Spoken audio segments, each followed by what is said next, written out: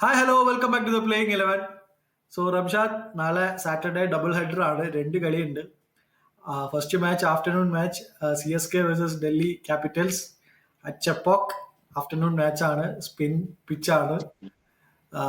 വലിയ നമുക്കൊരു low scoring match പ്രതീക്ഷിക്കാം. രണ്ടാമത്തെ കളി നമ്മൾ പാവങ്ങളുടെ എൽ ക്ലാസിക് എന്ന് വിളിക്കാൻ പറ്റുന്ന RR വേഴ്സസ് പഞ്ചാബ്.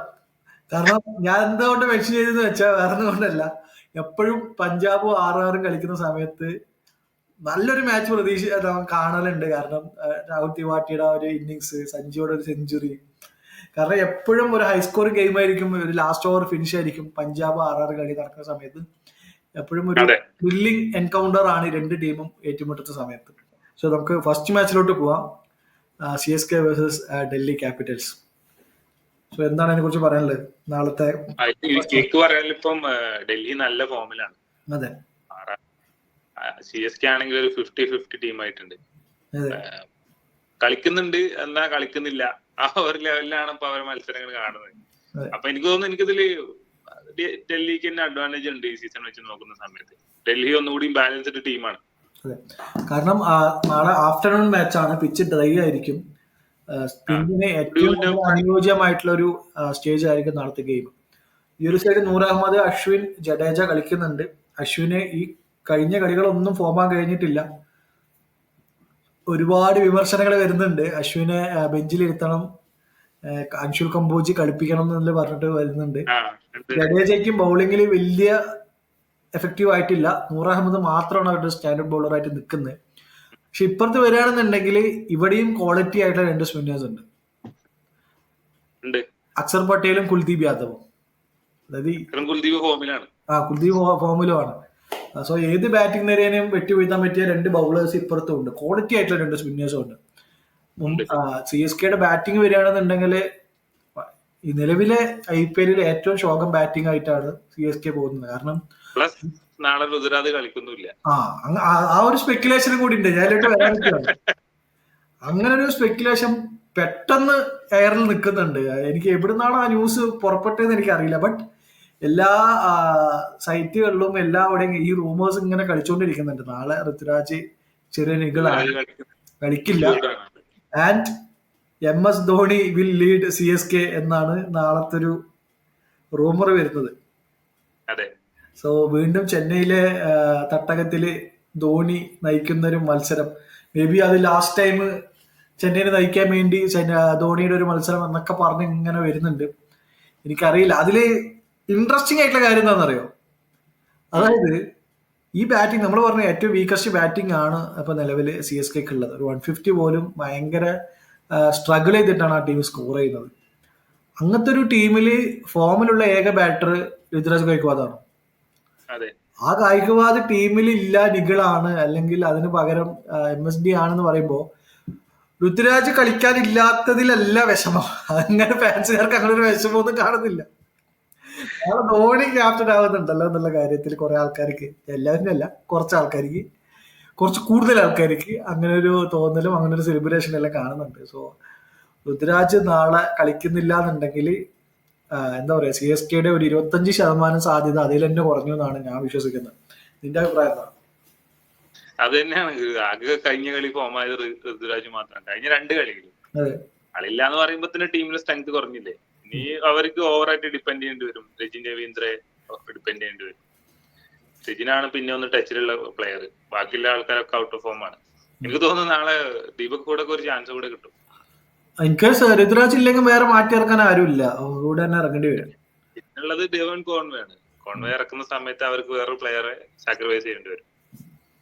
സോ അവർക്ക് ഇപ്പോഴും ഒരുപാട് പ്രശ്നങ്ങളുണ്ട്. അവരുടെ ഒരു കോമ്പിനേഷൻ അവരിപ്പോഴും ആയിട്ടില്ല. നമ്മൾ ഇങ്ങനെ ഒരു ചെന്നൈ നമ്മൾ കണ്ടിട്ടില്ല. കാരണം ഗെയിം 1 മുതൽ അവരൊരു കോമ്പിനേഷൻ കണ്ടെത്തിയാണ് എപ്പോഴും ചെന്നൈ വരിക. ആ ഒരു കോമ്പിനേഷൻ ഇനിയിപ്പോ കളിച്ചാലും ശരി കളിച്ചില്ലെങ്കിലും ശരി, ആ പ്ലെയർ 14 കളി കളിക്കുന്ന ഒരു ചെന്നൈനെയാണ് നമ്മൾ കണ്ടിട്ടുള്ളത്. കാരണം എപ്പോഴും ടോസിൽ ധോണി വന്നിട്ട് we are with the same team എന്നാണ് പറയുക.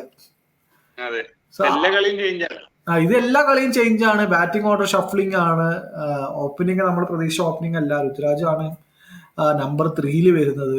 Hooda out of form, Hooda പുറത്തു പോകുന്നു, വിജയ് ശങ്കർ വരുന്നു, സാം കറിനെ കൊണ്ട് കളിപ്പിക്കുന്നു. സാം കറിന് കളിക്കാൻ ഫോം ഔട്ട് ആയ സമയത്ത് ജെമി ഓവർട്ടറിനെ കൊണ്ടുവരുന്നു. മൊത്തത്തില് ഫസ്റ്റ് കളി ഇല്ലിസ് കളിച്ചു, പിന്നെ പതിരാന വന്നു. CSK ഭയങ്കര ഒന്നും ഒരു സെറ്റിൽ ആയിട്ടില്ല. ഇതിപ്പോ മുംബൈന്റെ കേസ് പറഞ്ഞ പോലെ തന്നെ ബാറ്റിംഗ് ഓർഡർ ഇപ്പോഴും അവർക്ക് അറേഞ്ച് ചെയ്യാൻ പറ്റിയിട്ടില്ല, എങ്ങനെയാണ് പ്ലേയേഴ്സ് വരേണ്ടതെന്നുള്ളത്. സോ നാളെ അത് ഓവർകം ചെയ്യും. നാളെ എന്താണ് CSK ചെയ്യേണ്ടതെന്ന് വിചാരിക്കുന്നത്? നാളെ എനിക്ക് തോന്നുന്നു അവർക്ക് ബാറ്റിംഗ് സ്ട്രെങ്ത് ഇല്ലെങ്കിൽ ബോളിംഗ് വെച്ചിട്ട് തന്നെ എനിക്ക് തോന്നുന്നു അവർ ടോസ് കിട്ടുകയാണെങ്കിൽ ഫീൽഡിംഗ് ആയിരിക്കും തെരഞ്ഞെടുക്കുന്നുണ്ടാവും. പിന്നെ അവർ സ്പിന്നർമാരെ വെച്ച് അവര് ലോ സ്കോറിൽ എത്ര ലോ സ്കോറിൽ അവർക്ക് ഒതുക്കാൻ പറ്റും അങ്ങനെ ചെയ്ത് ടേസ്റ്റ് ചെയ്യായിരിക്കും ചെയ്യാം. എനിക്കിപ്പോഴും ഒരു ഫീലിംഗ് കോൺവേ ഷുഡ് പ്ലേ. കോൺവേയും എന്തായാലും കളിക്കണം എന്നൊരു തോന്നല്. കാരണം കോൺവേ വരുന്ന സമയത്ത് ആരാ ഒരു സാക്രിഫൈസ് ചെയ്യും, ഏത് പ്ലെയർ ഒഴിവാക്കും? ഓവർടേൺ ആരെങ്കിലും മാറ്റിയിട്ട് കോൺവേ കളിക്കണം. എന്നിട്ട് ത്രിപാഠിയോ ആരെങ്കിലും ഒരാളെ മാറ്റി ഒരു ഇന്ത്യൻ ബൗളർ, അൻഷുൽ കമ്പോജോ ആരെങ്കിലും ഒരാളെ ഒരു ഇന്ത്യൻ ബൗളർ ഇടണം. കാരണം ഓവർടേൺ ഒരിക്കലും എന്താണ് ഒരു പവർ പ്ലേ ബൗളർ അല്ല. ഇതിപ്പോ പവർ പ്ലേയിൽ പതിരാന അവര് കഴിഞ്ഞ സീസൺ അവരെങ്ങനെ യൂസ് ചെയ്തത്? 10ാമത്തെ ഓവറിന് ശേഷമാണ് പതിരാനെ കൊണ്ടുവരിക, എൻഡിലാണ് കൊണ്ടുവരിക. ഇപ്പൊ ഫ്രണ്ടിൽ എറിയാൻ ആരാ ഉള്ളത്? വേറെ ആരും ഇല്ല, ഒരൊറ്റ ബൗളറാണുള്ളത്. ഡൽഹിയിൽ മാത്രം മുകേഷ് ചൗധരിക്ക് അവസരം കൊടുക്കാം. അതെ, ബട്ട് സ്റ്റിൽ അൻഷുൽ കമ്പോജ് എന്താണ് നല്ലൊരു ബൗളറാണ്, പവർ പ്ലേക്ക് സൂട്ടഡ് ആയിട്ടുള്ള ബൗളറാണ്. സോ ത്രിപാഠിയെ കയറ്റി അൻഷുൽ കമ്പോജിനെ കൊണ്ടുവരിക, ഓവർടേണർ മാറ്റി കോൺവേ കൊണ്ടുവരിക. അതായിരിക്കണം CSKക്ക് ഇനി ആകെയുള്ള ഒരു രക്ഷ എന്ന് എനിക്ക് തോന്നുന്നു. കാരണം അവർക്ക് പവർ പ്ലേയിലാണ് കളി തന്നെ അവർക്ക് മിസ്സാവുന്നത്. കാരണം അശ്വിനെ കൊണ്ടുവരുന്നു പവർ പ്ലേയില്, അശ്വിന് പഴയതുപോലെ എഫക്റ്റീവ് ആവുന്നില്ല. അശ്വിന് എല്ലാ 6 ബോളും ക്യാരം ബോൾ എറിയുന്നു, കുത്തി കുത്തി കുത്തി എറിയുന്നു. ആ ഒരു നാച്ചുറൽ ഓഫ് സ്പിന്നെ അശ്വിനെ നിങ്ങൾ കണ്ടിട്ടേ ഇല്ല. അശ്വിനൊന്നും തീരെ എഫക്റ്റീവ് ആവുന്നില്ല. സോ ഖലീൽ അഹമ്മദ് എന്നുള്ള ഒറ്റ ബൗളറെ വെച്ചിട്ടാണ് അവർ പവർ പ്ലേ റൺ ചെയ്യുന്നത്. വേറെ ആരും ഇല്ല ബോൾ എറിയാൻ. ഓവർടേണൊന്നും വെച്ചിട്ട് സാം കറനോ ഓവർടേണൊന്നും വെച്ചിട്ട് പവർ പ്ലേയിൽ ബോൾ എറിഞ്ഞാൽ, കാരണം നാളെ ഫാഫ് ഡുപ്ലസിസ് ആണ് ഓപ്പണിങ്ങിന് വരിക. ഫാഫ് ഡുപ്ലസിസ് CSKക്ക് വേണ്ടി ഒരുപാട് മത്സരങ്ങൾ കളിച്ച ഗ്രൗണ്ടാണ് ചെപ്പോക്ക്. ഫാഫ് ഡുപ്ലസിസിന് അറിയാം ഈ ഒരു കണ്ടീഷനും ഈ ഒരു ഗ്രൗണ്ടിനെ കുറിച്ചൊക്കെ നല്ല വ്യക്തമായിട്ടുള്ള ധാരണയുള്ള ബാറ്ററാണ് ഫാഫ് ഡുപ്ലസിസ് ആയിക്കോട്ടെ. അതുപോലെ തന്നെ ഇനി KL രാഹുൽ ആയിക്കോട്ടെ. KL രാഹുലിനൊക്കെ ഒരു പറ്റിയ സൂട്ടബിൾ ആയിട്ടുള്ള ഒരു ഗ്രൗണ്ടാണ് ഏതൊരു കളി. സോ അതവര് ബീറ്റ് ചെയ്തില്ല എന്നുണ്ടെങ്കിൽ എനിക്ക് തോന്നുന്നു നാളെയും CSKക്ക് വലിയ ഹോപ്പുകളില്ല. സോ തിരിച്ച് നമ്മൾ DC-ലോട്ട് വരികയാണെന്നുണ്ടെങ്കിൽ ഫ്രേസർ മാർക്കിന്റെ ഫോമാണ് അവരുടെ ആകെയുള്ള ഒരു കൺസേൺ. ആളിപ്പോഴും ഫയർ ആയിട്ടില്ല. അതെ, ബാക്കിയുള്ളവർ അടിക്കുന്നതുകൊണ്ട് അത് എക്സ്പോസ്ഡ് ആവുന്നില്ല. ബട്ട് സ്റ്റിൽ ഫ്രേസർ മാർക്ക് കഴിഞ്ഞ സീസണിൽ കണ്ടൊരു നിഴല് മാത്രമാണ്. ആൻഡ് ഫാഫ് ഡുപ്ലസിസ് ബ്രില്യന്റ് ആയിട്ട് ബാറ്റ് ചെയ്യുന്നുണ്ട്. റിമൈൻഡിങ് ഹീസ് 40, 40 വയസ്സുണ്ട്. പക്ഷേ ഓപ്പണിംഗ് വരുന്നുണ്ട്, കളിക്കുന്നുണ്ട്. അതെ, നല്ലൊരു സ്പിന്നറാണ്. കഴിഞ്ഞ മുന്നത്തെ കളി നന്നായിട്ട് ലോവർ മിഡിൽ നല്ലൊരു മാച്ച് വിന്നിംഗ് നോക്കും കളിച്ചു. സോ പിന്നെ നമ്മൾ പറഞ്ഞിരുന്നു, നമ്മൾ ഫസ്റ്റ് പ്രിവ്യൂല് പറഞ്ഞിരുന്നു, അതായത് KL രാഹുൽ നമ്പർ 4-ലായിരിക്കും കളിക്കുക. ക്യാപ്റ്റൻസി പ്രഷറൊന്നും ഇല്ലാത്ത ഒരു രാഹുലിനെ നമുക്ക് ഈ കളി കാണാൻ പറ്റും എന്ന് നമ്മൾ പറഞ്ഞിരുന്നു. സോ നമ്മൾ പറഞ്ഞതുപോലെ എക്സാക്ട്ലി ആണ് കഴിഞ്ഞ മത്സരത്തിൽ നമ്മൾ കണ്ടത്. എനിക്ക് തോന്നുന്നത് 4 ബോൾ എന്തോ ഫേസ് ചെയ്തു, അതിൽ 3 ബൗണ്ടറി അടിച്ചു. 5 ബോൾ എന്തോ ഫേസ് ചെയ്തു, അതിൽ 4 ബൗണ്ടറി അടിച്ചു. 5ാമത്തെ ബോളിൽ ഔട്ടായി. നമ്മൾ 2014-16 കണ്ട ആ സെയിം KL രാഹുലാണ് ഇപ്പൊ തിരിച്ചു വന്നിരിക്കുന്നത്. നമ്പർ 4-ല് വരിക, അടി. സോ അത് വലിയ അഡിഷനാണ് ഡൽഹിയെ സംബന്ധിച്ചിടത്തോളം. അങ്ങനെ ഒരു ഫിയർലെസ് ആയിട്ടുള്ള ഒരു KL രാഹുൽ നമ്മളും ഒരുപാട് ക്രിക്കറ്റ് ഫാൻസ് ഒരുപാട് ആഗ്രഹിക്കുന്നു. ആ ഒരു KL രാഹുലിന്റെ ഒരു മടക്കി വരവിനായിട്ട്. പിന്നെ ഇതിനകത്ത് പറയാനുള്ളത് KKR കണ്ട സ്റ്റാർക്കിനല്ല ഡൽഹിയിൽ കാണാൻ പറ്റുന്നത്. അതെ, ആള് തുടക്കം മുതൽ തന്നെ ഫയറാണ്. സോ നടരാജന്റെ കേസ് ഇനിയും അവര് കൺഫേം ആയിട്ടില്ല. ഇഞ്ചുറി കാര്യങ്ങള്, ഇഞ്ചുറി മാറിക്കഴിഞ്ഞാൽ നടരാജൻ സ്ട്രൈറ്റ് അവേ വാക്കിംഗ് ഇന്നാണ് 11-ല്. ഈ പറഞ്ഞ പോലെ ബൗളേഴ്സ് നന്നായിട്ട് എറിയുന്നുണ്ട്. മുകേഷ് കുമാർ നന്നായിട്ട് ബോൾ എറിയുന്നുണ്ട്. മോഹിത് ശർമ്മ നല്ലൊരു ഫിനിഷർ ഒരു ടീമിലുണ്ട്, അശുതോഷ് ശർമ്മ, സ്റ്റബ്സ്. അതെ, സോ ബാറ്റിംഗിൽ വെച്ച് നോക്കുമ്പോൾ കംപ്ലീറ്റ് അഡ്വാൻറ്റേജ് DC-ക്കാണുള്ളത്. ബൗളിംഗ് വരുന്ന സമയത്തും പേസ് ബൗളിങ്ങും ഇവിടെ സ്ട്രോങ് ആണ് ഇവര്. മുകേഷ് കുമാർ ഉണ്ട്, മോഹിത് ശർമ്മ ഉണ്ട്, മുകേഷ് കുമാർ ഉണ്ട്, മിച്ചൽ സ്റ്റാർക്ക് ഉണ്ട്. അതും കംപ്ലീറ്റ് ആയിട്ട് ഇവർക്കൊരു അഡ്വാൻറ്റേജ് ഉണ്ട്. ടോട്ടലി എനിക്ക് തോന്നുന്നു നാളെ ഡൽഹിക്കാണ് ഫേവറേറ്റ് ടു വിൻ. ഞാനൊരു ഡൽഹി 60-40 കൊടുക്കുന്നു, 65-35 കൊടുക്കുന്നു. ഞാൻ അതിനോട് യോജിക്കുന്നു. 65-35 എന്ന ചാൻസ് ഉള്ളതാണ്. യെസ്.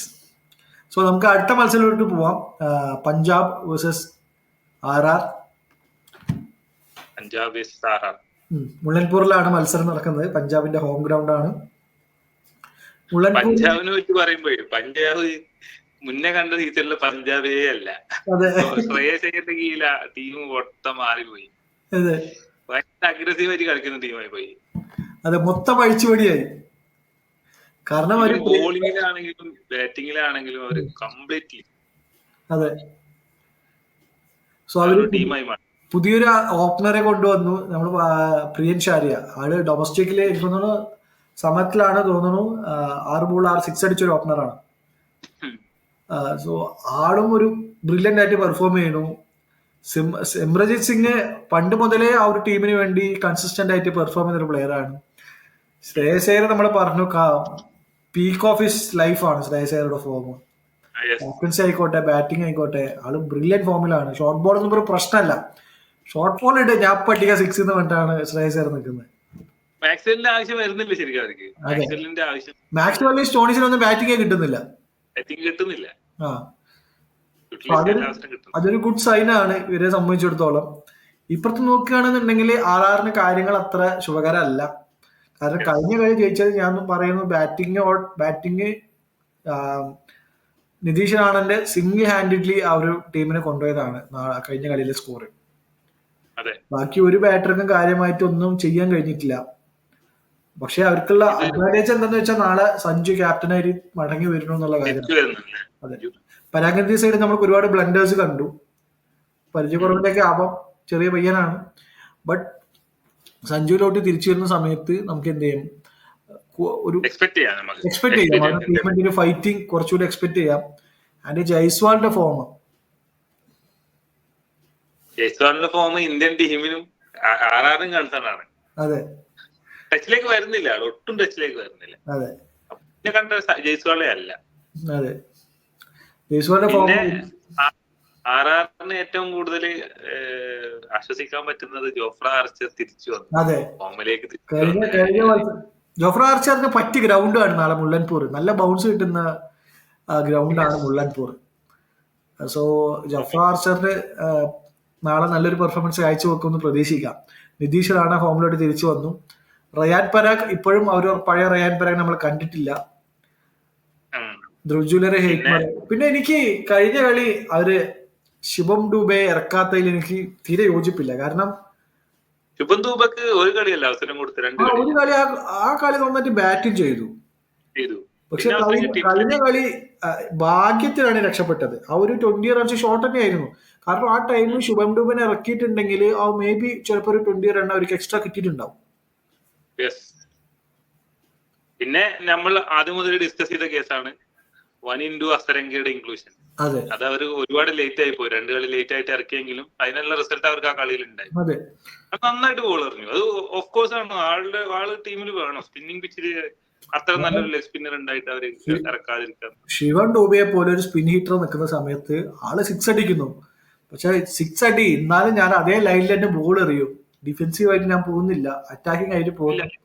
ഒന്നില്ലെങ്കിൽ 6 അടി അല്ലെങ്കിൽ നിന്റെ വിക്കറ്റ് ഞാൻ എടുക്കുക എന്നുള്ള ഒരു മെന്റാലിറ്റിയിലാണ് അസരങ്ക ബോൾ ചെയ്തത്. കാരണം 3 ഓവറിലും 6 പോയാൽ നെക്സ്റ്റ് ബോൾ വിക്കറ്റാ. 3 ഓവറിലും 3 വിക്കറ്റ് അങ്ങനെയാ എടുത്തത്. ആള് നന്നായിട്ട് ബോൾ പറഞ്ഞു. ആദ്യത്തെ 2 കളിയിലും നല്ലൊരു ലെഗ് സ്പിന്നർ അഭാവം, നല്ലൊരു സ്പിന്നർ അഭാവം RRനുണ്ടായി. അതുകൊണ്ടാണ് ആദ്യത്തെ 2 കളി അവർ തോറ്റത്. അസരങ്ക വന്നപ്പോൾ ടീം നന്നായിട്ട് തന്നെ പെർഫോം ചെയ്തു കഴിഞ്ഞ കളി. പിന്നെ കഴിഞ്ഞ കളി ഒരു കുമാർ കാർത്തികേയനെയൊക്കെ അവര് ഇമ്പാക്ട് ഒക്കെ ഇറക്കി. കാരണം ശിവൻ ദുബൈക്ക് അവര് ബാറ്റിങ്ങിന് ഇറക്കാതെ കുമാർ കാർത്തികേയൻ ഇറക്കി. പക്ഷെ അതിൽ വലിയ ആകെ ഒരു ഓവർ എന്താണ് കൊടുത്തത്. അങ്ങനെ കളിപ്പിക്കാൻ ആവശ്യമില്ല. പിന്നെ ശിവൻ ദുബൈനെ തന്നെ ഇറക്കിയിട്ട് ഒരു കുറച്ച് ബാറ്റിംഗ് ഡെപ്ത് ആക്കുന്നതാണ് എനിക്ക് നല്ലതെന്ന് തോന്നുന്നു. സോ RRന്റെ സൈഡ് ബോളിംഗ് സൈഡ് വരികയാണെന്നുണ്ടെങ്കിൽ ഈ പറഞ്ഞ പോലെ Archer back to form. Theekshana ആ ഒരു 18ാമത്തെ ഓവർ സൂപ്പറായിട്ട് ചെയ്തു. അവിടെയാണ് ഗെയിം ചേഞ്ച് ആയത് CSK ആയിട്ട്. So Theekshana back to form, Hasaranga back to form. ഇപ്പുറത്തെ സൈഡ് കുറച്ച് വേറിങ് സൈൻ ആണ് ബൗളിങ്ങില്. ചഹല് ഫോമാണ്. ചഹല് റൺസ് കൺസീഡ് ചെയ്യുന്ന വിക്കറ്റ് എടുക്കുന്നില്ല. ഹർഷദീപും റൺസ് കൺസീഡ് ചെയ്യുന്നു. മാർക്കോ യാൻസൺ ആയിക്കോട്ടെ റൺസ് കൺസീഡ് ചെയ്യുന്നു. Lockie Ferguson not expected. So മൊത്തത്തിൽ ബാറ്റിംഗ് നോക്കുന്ന സമയത്ത് പഞ്ചാബിന് ഒരു എഡ്ജും ബൗളിംഗ് എടുക്കുന്ന സമയത്ത് ആർ-ആറിന് ഒരു എഡ്ജും ഉണ്ട്. സോ നാളെ പഞ്ചാബിന്റെ ബാറ്റിങ്ങും ആർ-ആറിന്റെ ബൗളിങ്ങും തമ്മിലായിരിക്കും മത്സരം എന്ന് വിചാരിക്കുന്നു ഞാൻ. നാളെ 50-50. സോ 2 മാച്ചിന്റെയും ഫാന്റസി 11 എന്ന് പറഞ്ഞു. First match CSK vs DC. CSK vs DC ഞാൻ ചൂസ് ചെയ്യുന്നത്